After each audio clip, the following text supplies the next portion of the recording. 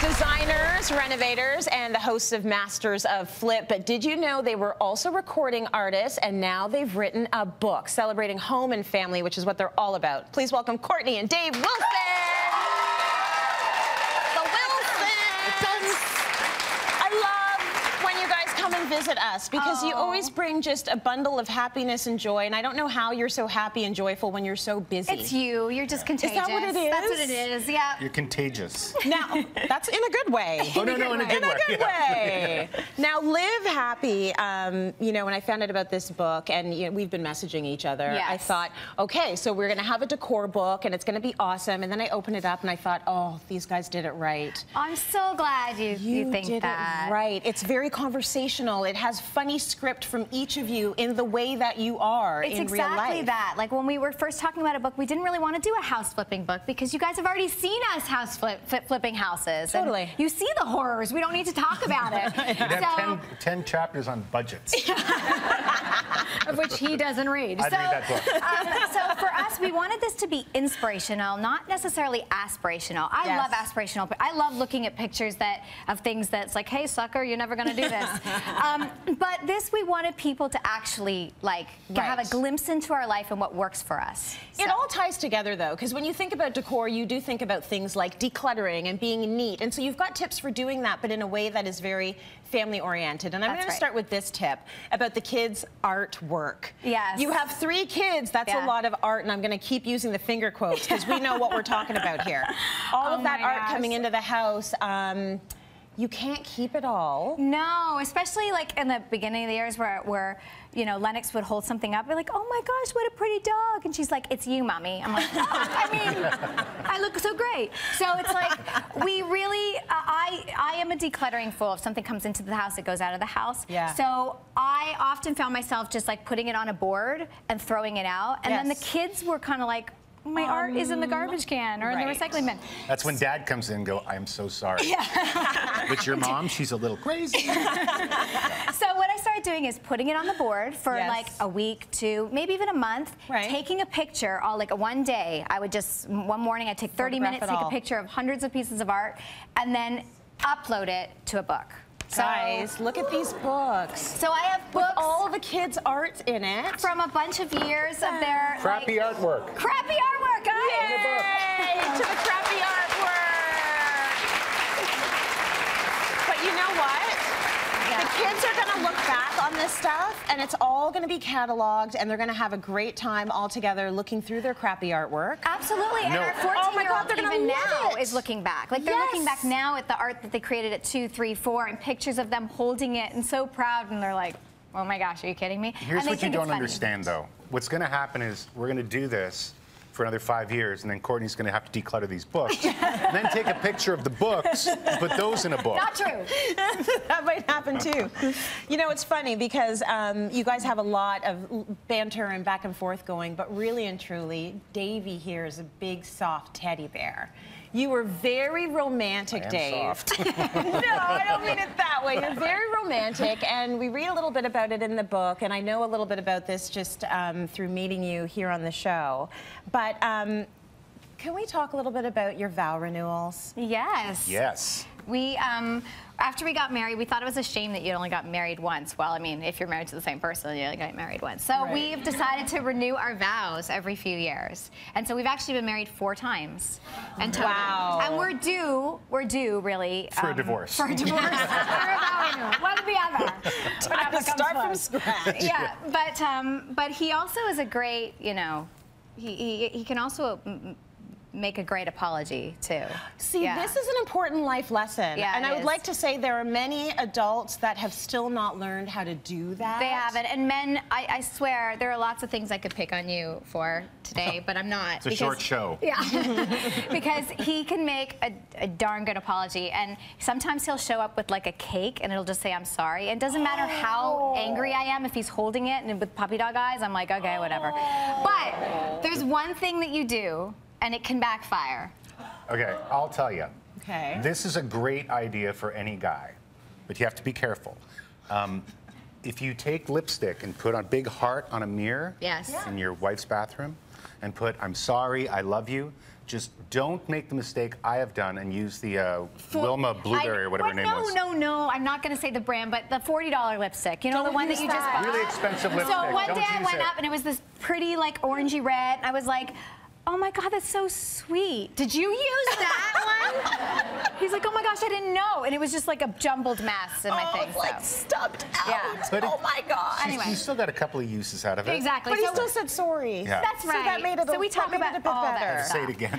Okay, let's talk a little bit about some of the tips you have for us. I want to talk about flooring. Yeah. So what are your rules when it comes to flooring? You've done it a million times with all your flips. Yes. Do you have a general rule of thumb? I do have a general, again, we can break the rules. We talk a lot in this book about where to break the rules and how to break the rules, and it's really just a guide. But I always say pick one.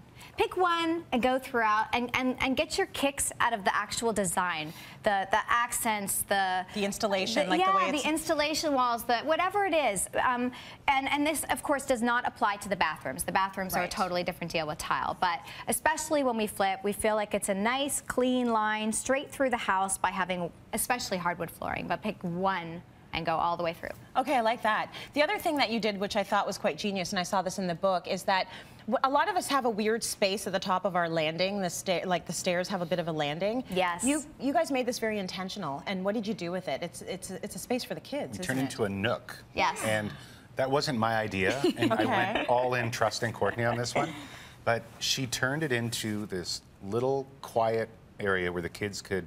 Almost like a built-in bed. It was a built-in bed Yeah. with a chandelier hang down, and they could dim the lights, but they fight over it. Yeah. They want to read there, they want to sleep there. Yeah, it's like their own little incubator when they're sick. Yeah. They're just like, I want that little small space. Right. So. But it goes to show you when it's 5 people living together in a house, sometimes you need an escape. Yeah, and sometimes it's more fun to read a book at night with mom and dad in a little nook than it is just, you know, on the sofa. Well, mom and dad wouldn't both fit in the nook, but pick your parents. Stacked on top of each other. The other thing you did that might surprise people, because you're so shrewd when it comes to real estate, you really go to the places no one else is going to in order to find your flips. Yes. But you also say, when you're thinking about location, it's okay to move near an ice cream store. Well, and that's the tip. It's like, guys, this is like revolutionary on home day. Well, our tip was live near the ice cream store, and the whole story behind that is that we want you to decide, like, to look at your whole life. So if you go to the grocery store 10 times a day, don't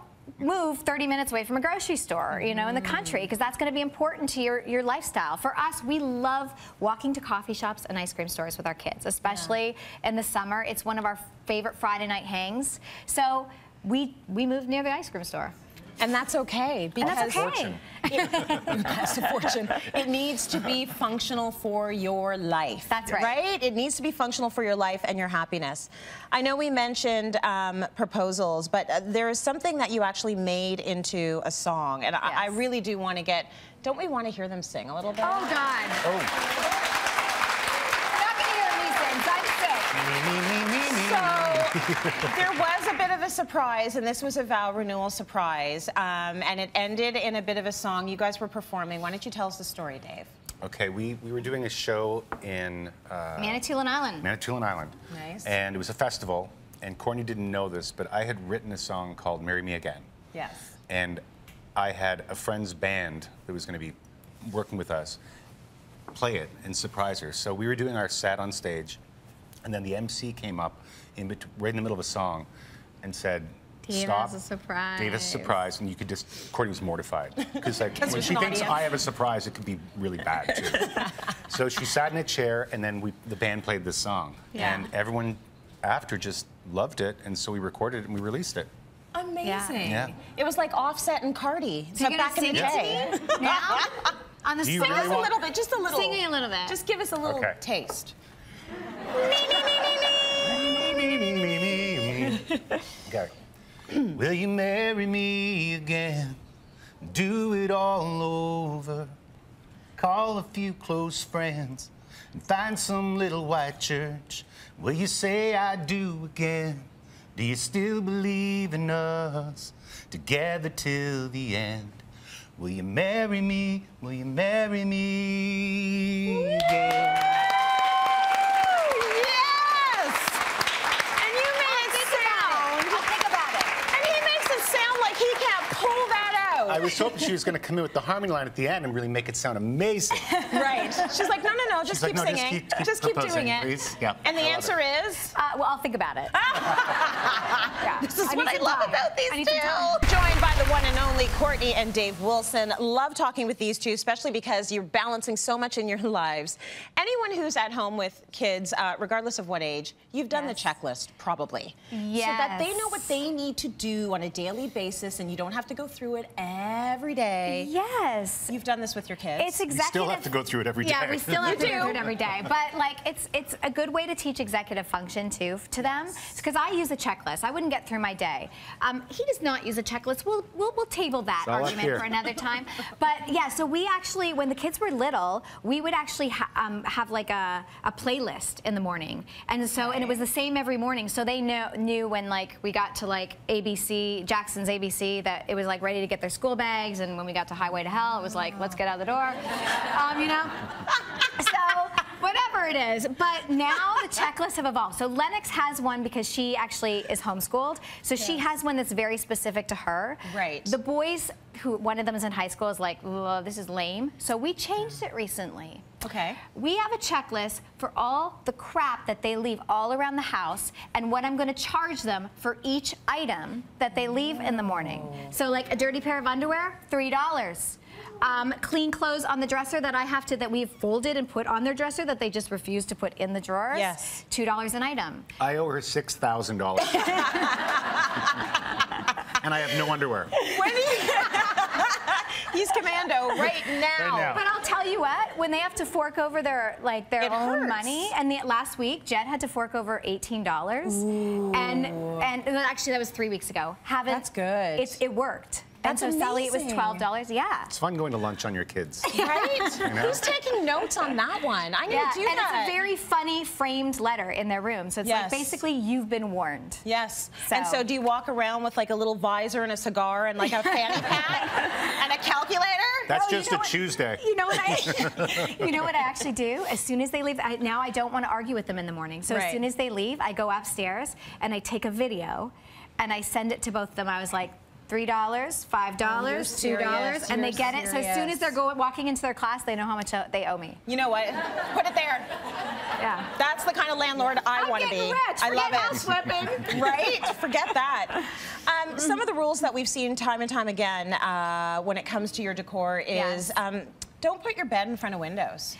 I disagree. I think often people try to avoid it. They'll try to angle the bed. They'll do anything to not put it in front of the window. Sometimes that's exactly where it needs to go. Yeah. The only thing that I would say is that you want to, like, often the windows, most of the time the window in this case is in the center of the room. So just do a lower profile bed. Yes. Maybe hang draperies that extend the entire length of that wall to really give it a nice backdrop. But yeah, the window can often end up being the backdrop for your bedroom. And what's wrong with that? What's wrong with that? What if someone breaks in? They're right there. They're in bed with you. At least you won't see it because you'll be faced the other way. That's true. You got other issues if someone's breaking through the window. And where is your mind sometimes? Seriously. That's really what you went to? I had a dynamic upbringing. Dynamic. Totally different book. The other thing you say is know who you are. If you're the person that has open shelving and you are that person, you guys can be that person. We can. Not everybody can. Not everyone can. What do you need to be? It's not a hard and fast rule, but for me, being able to see the things in my home helps keep the clutter at bay. And I don't start collecting things. The minute that I put, and often I put like glass on a pantry door, I want it to be pretty in there. Maybe I do like wallpaper on the back as a backdrop. But the minute that I close that door, I feel like it's like a place that we can just shove papers and stuff that 6 months from now, a year down the road, I'm going to have to go through. So just avoid that. And when you can see it all and everybody else can see all your stuff, it'll keep you. It'll keep things in check. That's right.